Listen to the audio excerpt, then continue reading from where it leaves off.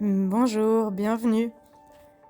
J'ai envie de faire un petit podcast rigolo sur si on donnait la parole aux parties inconscientes en fait de chaque style d'attachement. Et alors, ce qu'il faut savoir, c'est que ben, chaque style d'attachement en fait et chaque personne surtout a un langage secret et que si on le décode, ça peut éviter de prendre contre soi et des gros malentendus en fait. Dans un attachement qui est sécure, l'enjeu principal, c'est pas de trouver de la sécurité auprès de l'autre, parce que on la ressent déjà ou elle a déjà été acquise dans la relation, la sécurité. Mais dans un attachement sécure, la recherche, en fait, c'est la recherche de bonheur partagé, de temps de complicité, de rire des catastrophes, de temps de qualité, de partage d'amour, voilà.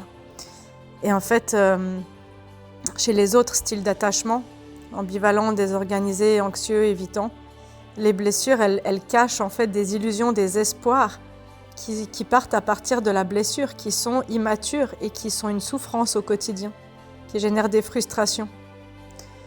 Et si on s'amusait en fait à décoder et à parler de la blessure d'attachement et des attentes, des espoirs qui sont tus au travers ou derrière chaque style, si chaque style pouvait prendre la parole et parler de manière à mettre en conscience l'inconscient, ça donnerait quelque chose comme le désorganisé. Il est paniqué de s'investir réellement dans une relation. Il a peur, du coup, il alterne entre excès et éclair de lucidité. Et du coup, si lui pouvait parler, il dirait j'ai envie de m'engager, mais en fait, j'ai peur. Je suis mort de trouille de cette relation autant que je la désire et que je la veux, et ça m'épuise. Je sais pas comment parler de mes émotions et de mes besoins. J'ai peur que on me juge extrême et complètement incohérent. Ça serait le désorganisé.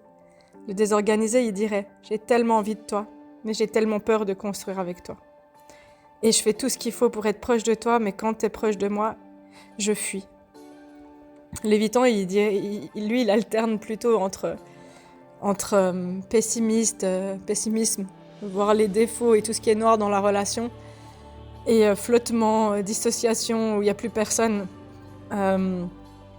Lui, sa plus grande peur, c'est d'être étouffé. Donc lui, il cherche à préserver son temps, à se prouver qu'il peut tout faire tout seul, et puis à recharger ses batteries sans l'autre. Du coup, on peut dire, si l'évitant ou l'évitante pouvait parler, il dirait « J'ai tellement peur de pas être assez pour toi. J'ai tellement peur de pas t'aimer autant que tu m'aimes. J'ai tellement peur que tu le remarques. Et j'aimerais tellement que tu me comprennes sans parler. Je crois que j'ai rien à donner et j'ai tellement peur d'être jugée et critiquée. J'ai besoin tellement de me sentir aimée et valorisée. Et en même temps, j'ai tellement besoin d'espace. » Voilà. Le style anxieux, lui, il alterne plutôt entre l'illusion et la réalité. Et l'anxieux, il va toujours se fondre, présumer, interpréter ce que l'autre pense, veut, attend, souhaite, désire.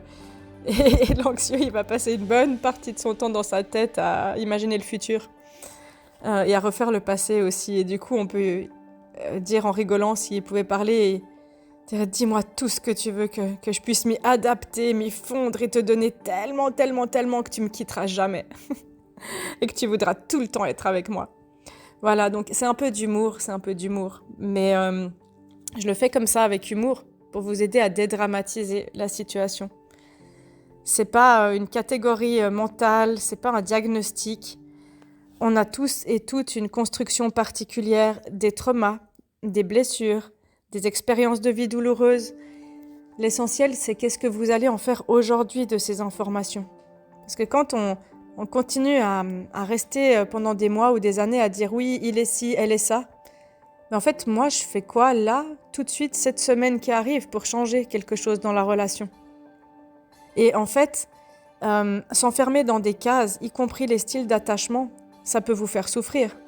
Parce qu'en fait, c'est comme si c'était figé. C'est comme si l'autre était ça et du coup, on a un adage en imago qui dit que c'est important d'apprendre à regarder l'autre avec les yeux de la confiance.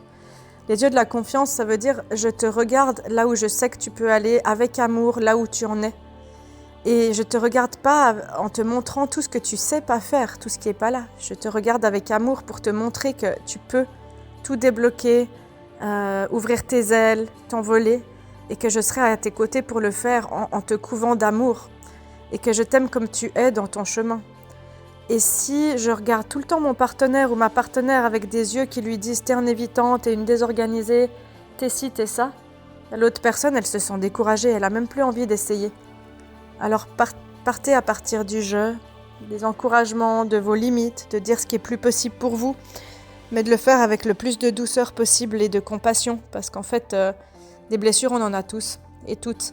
Et en général, quand on met l'accent sur ce que l'autre a ou pas, on ne voit pas que notre blessure, notre faille narcissique, elle est à la hauteur de ce qu'on accepte et de ce qu'on partage. Sinon, on aurait déjà quitté cette relation depuis bien longtemps. Donc soyez compatissants envers vous, envers l'autre et posez vos limites, exprimez vos besoins avec l'expression une main de fer dans un gant de velours. Et ne vous enfermez pas trop dans des cases parce que ça peut blesser. Et si je l'ai fait avec humour comme ça aujourd'hui, c'est pour vous montrer qu'en fait, dans votre relation, vous pouvez apprendre à en rire.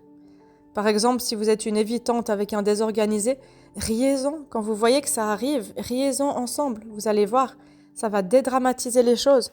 Ça va créer de la complicité, ça va vous encourager à changer petit à petit, un tout petit pas après l'autre les choses. Et ça fonctionne vraiment, vraiment très bien. Voilà, n'hésitez pas à regarder les autres vidéos sur la chaîne. Il y a beaucoup de petits tips pour le couple, pour la relation. Moi, je vous dis merci pour votre écoute. Prenez soin de vous, prenez soin de vos relations et à tout bientôt.